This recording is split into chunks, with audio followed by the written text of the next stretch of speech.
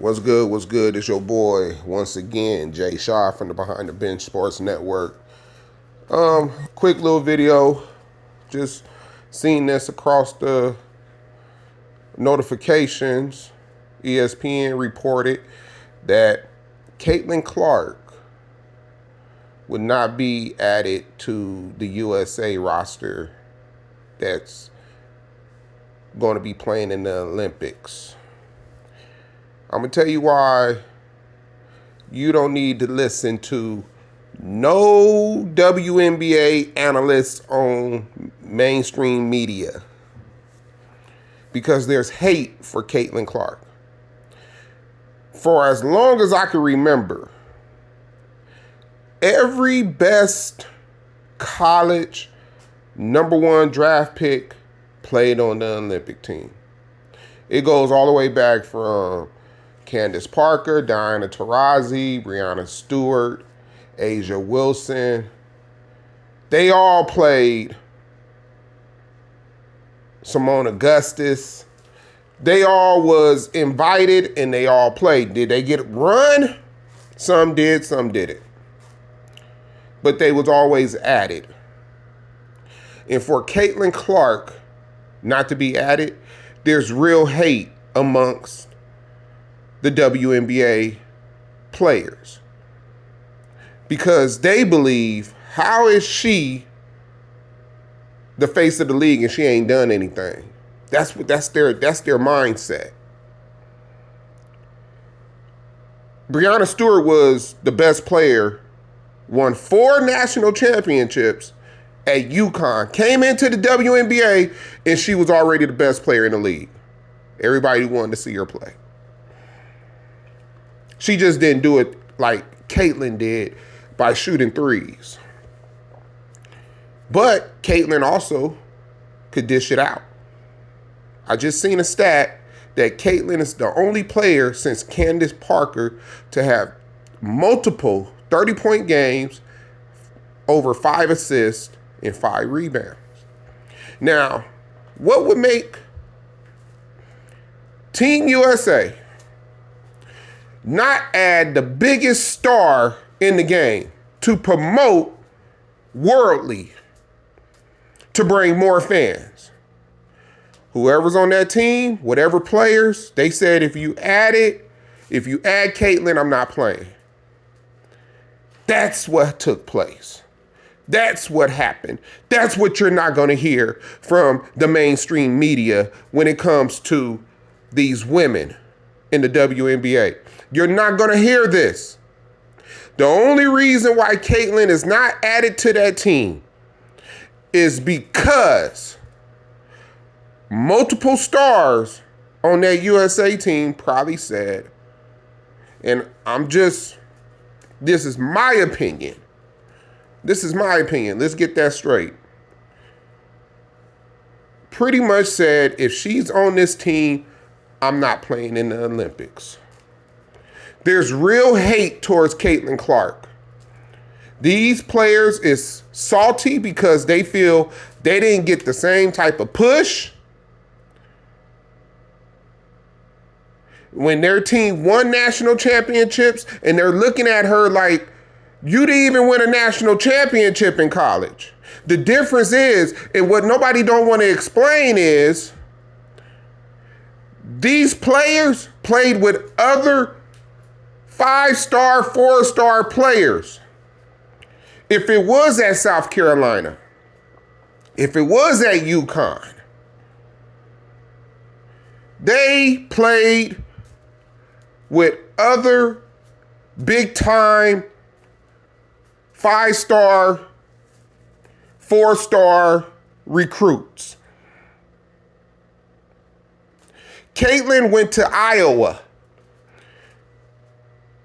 A lot of y'all didn't even know Iowa probably even had a basketball team. And to take them to 2 title games is damn near as impressive as Breanna Stewart going to 4 straight and winning 4 straight national championship games. See, let me go ahead and tell some of y'all future college stars, WNBA stars that's in high school. And this is how we're going to start telling people who's great and who's not great, because it used to be like this, but then something happened. And I don't even want to say what took place, because people started changing history. See, you used to be credited of taking a team that did not have nobody to the championship game or deep into a playoff run. But when you try to cover up a certain player and he's playing with other multiple stars, you still want to give him the same type of flowers you give somebody. You want to give him the flowers and more compared to somebody that don't have as much. When it used to be, if you didn't have as much, you was pretty much that guy because you did more with less. Then a lot of people got confused. Well, this team had they had these Hall of Famers. Let me tell you something. You're not considered a Hall of Famer until the end of your playing career. Did nobody look at none of those Celtic players in the 80s during that time because you had to be there? Or some of those Bulls players during that time because you had to be there? Did nobody say Tony Kukoc was a Hall of Fame player back in 1995? Nobody said that. Did nobody say Kevin McHale in 1986 was a Hall of Fame player? Did nobody say in 1987 James Worthy was a Hall of Fame player? It's only a couple players in NBA history that was probably a Hall of Fame player by their 6th year. Wilt, Magic, Bird, Jordan, Tim Duncan, Kobe Bryant,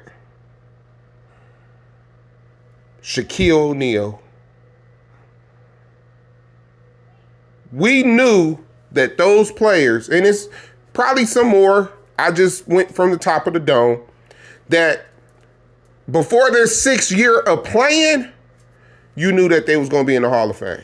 They was already being talked as one of the greats. You see the difference? So when I hear people say, oh, Golden State has 4 Hall of Famers, he played against 4 Hall of Famers. No, because Clay may not be a Hall of Famer. Well, they're kind of watering down the Hall of Fame, and that's another topic for another day. That's something that me and Kelvin will probably have to have a discussion about and talk about, because we look at the Hall of Fame and we hold high. We want the best of the best, not somebody that was just good for about 4 or 5 years in their career and then had subpar years going, for the rest of their career. But let's get back to Caitlin. Caitlin Clark is hated on. And a lot of y'all say, oh, she's overhyped. She's not as good as advertised. She's finally being challenged. Nope, she's playing on a bad team. When you're drafted number 1, normally you go to a bad team. It's only certain situations when you are drafted number 1 and you go to a good team because they was good the year before. Like Tim Duncan when he went to San Antonio. He was drafted to a great situation because that San Antonio team was already in the playoffs. And they had a deep run in the playoffs. Then David Robinson got hurt, which led to the Spurs getting the number 1 pick and bouncing back real quick. But normally, when you're drafted number 1, you're on a bad team. Yes, the Indiana Fever has Aaliyah Boston. She's a big. She ain't dominant. That draft class was kind of weak in my opinion. See, This is from somebody that actually watches the WNBA. This ain't somebody that just started watching the WNBA this season. I've been watching women's college basketball when a lot of guys said, oh man, you lame if you watch women's college basketball. Oh, you're lame if you watch the WNBA. No, I like basketball. I like the beauty of basketball. And so when the NBA started to get watered down, I really put more focus on the WNBA, but I've been watching the WNBA since the inaugural season, 1997. I've been watching the WNBA. I watched all the old stars. I watched Don Staley in the WNBA. I watched Teresa Weatherspoon in the WNBA. Cheryl Swoops. Cooper. Thompson. If I don't give y'all some of the first names, y'all ain't gonna even know who I'm talking about. I watched the WNBA. So, this is coming from somebody that actually watched the games. And I just don't watch the stars play. I watched Maya Moore be on that Olympic team coming out of college. And like I said, I seen Diana Taurasi on that Olympic team. Candace Parker. But for some reason, they don't want Caitlin Clark on the Olympic team.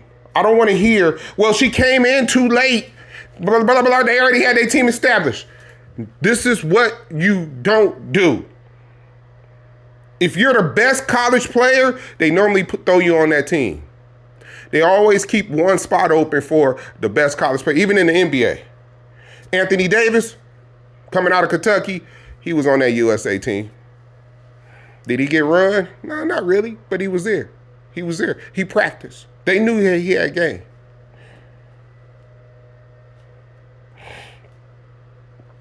That's why LeBron and Carmelo was also on those teams too. They wasn't proven in the NBA, but they was on those teams. But for Caitlin Clark not to be part of the WNBA, on top of that USA team, to not be on that team is a travesty. And it's real hate towards Caitlin Clark. I don't want to hear nothing from nobody tell me that is no hate. See, this is when you got to know your history, and you got to see how history always treated the other college stars. NBA, WNBA. Caitlin was just not just a she's not just a regular number one draft pick. She's the NCAA greatest scorer. If you really know basketball and you watched her game and you watched her at Iowa, she made that team irrelevant. Iowa may not win 18 games next year. They may not win 15 games next year. But you put Caitlin on that team, they was winning 28 to 30 games. Because she makes teams better. Well, why is it not transferring? Why is it not it's not transferring over to the WNBA? Because her team is really garbage. The coaches are garbage. And you're playing against way much better talent than what it is when it comes to college basketball. So a lot of games that I watched Caitlin when her teammates had open shots that she give them the assist. She should have got the assist, open threes, and they miss. Fumbling the ball. Can't catch. On top of that, they don't have her back. Some of the players don't have her back because women, and let's just go ahead and keep it 100. Women are jealous of other women. They only fake love each other. Oh, girl, those shoes is cute. Who did your hair? Men compliment men when they see real men. Oh, man, are you doing that? That suit nice, dog. That's a nice watch. That ain't no hate. Guys don't hate on other guys. Only time guys hate on other guys is if it got something to do with money or a female. But ain't nobody hating on the next guy because he see him in a nice little car. You know what that guy says that sees somebody else in a nice car? Man, I wonder what he do because I need to do something. I need to do something similar to what he's doing. I need to get my stuff together. Women see somebody nice. Oh, she thinks she cute. She thinks she cute. Especially when somebody they don't know. Oh, she thinks she cute. They hating on them. Oh, her shoes ran over her toes coming off her sandals. Oh, she got knockoffs. Her eyelashes too long. This is the same energy. These women in the WNBA, they jealous of Caitlyn. And that's cool because when they get the #1 pick and they get old girl out of UConn and it's Caitlyn and her, it's a wrap because Juju can't come out. She got to wait 2 more years. She comes out the year before that. And they better hope that the Indiana Fever is still bad because there's going to be a lot of teams taking. And if they can get those, and, you know, I seen somebody say that Caitlyn is the Larry Bird of the WNBA. Michael Jordan ain't came, which is Juju. Now, Magic probably comes out next year. You know.